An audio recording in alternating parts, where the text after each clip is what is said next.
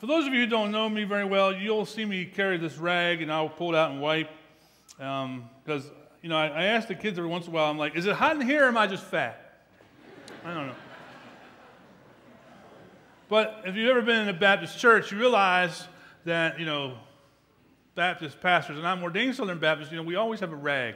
Matter of fact, at my ordination, I got this, this little bowl for one of my pastor friends who, wash feet in and which, again, not doing that. But I also got this other handkerchief from another pastor friend, and as he prayed, he said, Lord, take this holy handkerchief and allow Tom to use it when he wipes the sweat of service from his brow. And so you'll see me use this because I sweat a lot. And, you may have heard about the mapping of the genes a few years ago, where they mapped all the different genes and the DNA and whatnot, and they didn't find a sweat gene. I have that. I should test me. I don't know if it's a sweat gene or just a fat Baptist gene. I'm not really sure, but I have that. So you'll see me use that. As well in a Baptist church, you may have noticed, if you've never been to a Baptist church, you may have seen, we don't have any here, big ornate chairs. Big, huge cushions, and they, sometimes they have gold trim in them, and they're carved all really fancy-like. And there was always three in our church. There was one for the pastor, one for the music person, I guess, and there was always an empty one that was always reserved for Jesus. And it just was weird because no one ever sat in the Jesus chair.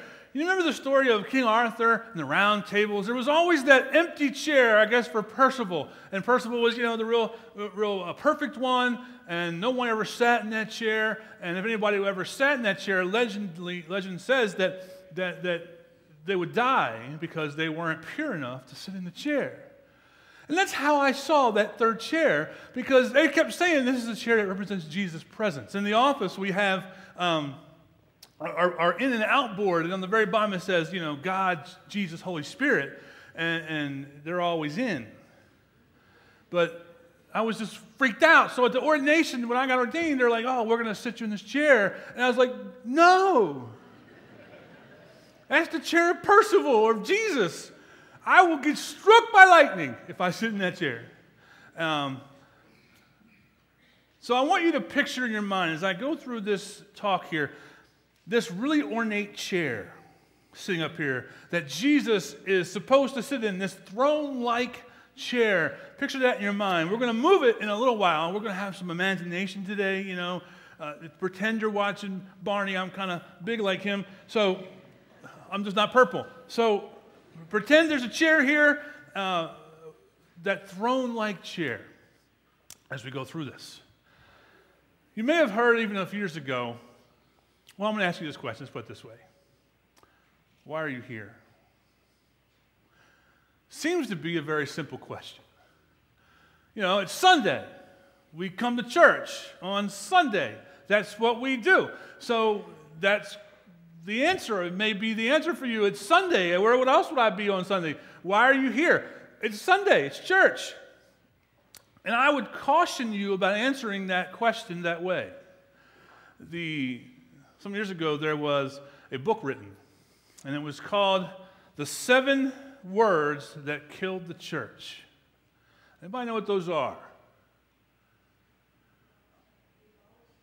Well, you're right, we've never done it that way before.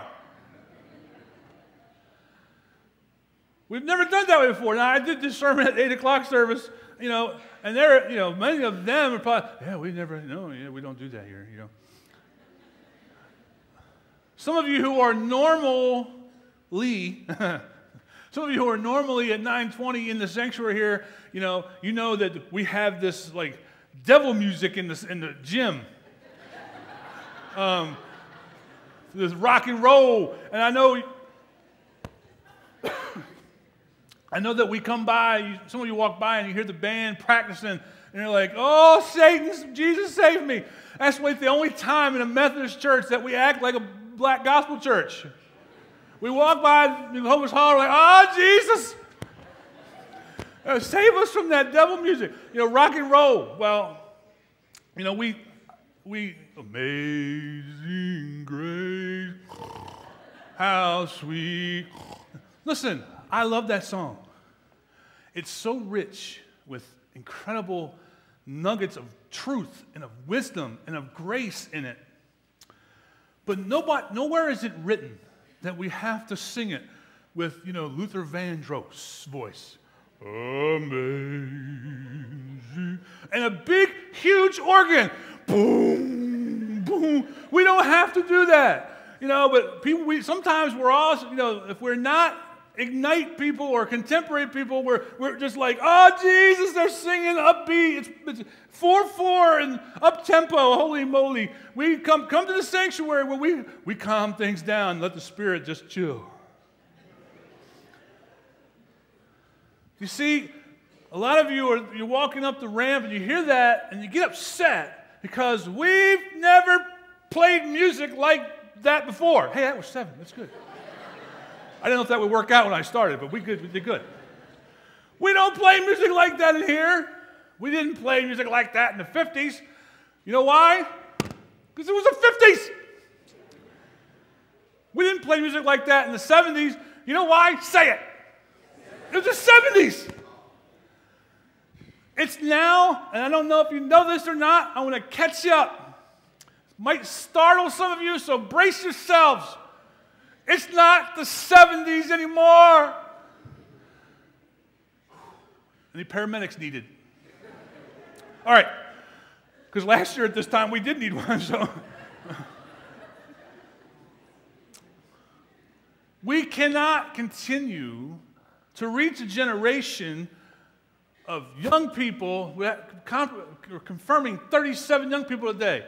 They don't want to, listen, there's nothing wrong with the organ. There's nothing wrong with worshiping with, oh, man. There's nothing wrong with that for some. But we have to understand that these 37 young people, quite frankly, for the most part, don't want to hear, oh, man. They don't care about that.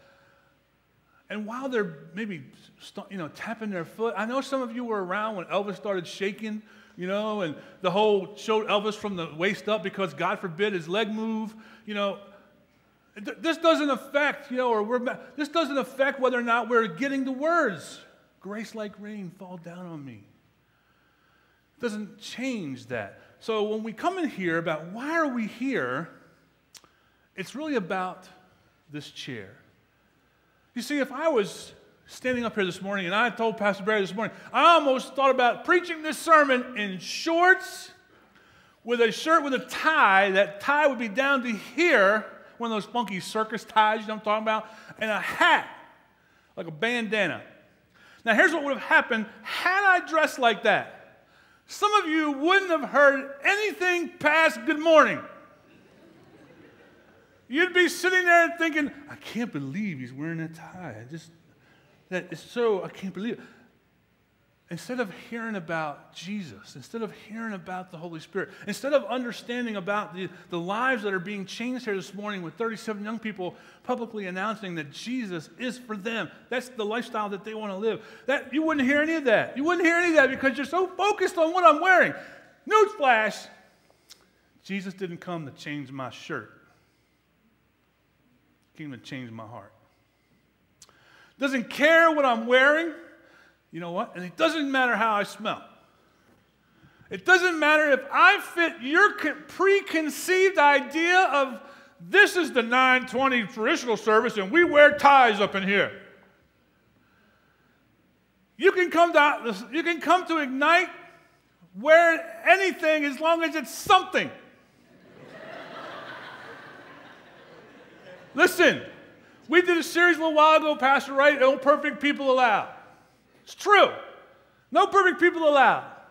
We allow anything here. But there will be a sign, no naked people allowed. It's really the only rule of the church. It should be the only rule on the door. Not no well-groomed people. You can't come in here unless you're wearing a tie. I don't want to hear anybody say, ooh, that they smell. I was in a church a few years ago, many years ago, and I was preaching. And I was walking down the aisle, and as I came down, there was someone sitting about halfway down on the end, and a woman was just in front of me, and she was stopped there, and she looked down at this lady in the seat. Now, the lady sitting down was a visitor. I'd never seen her before.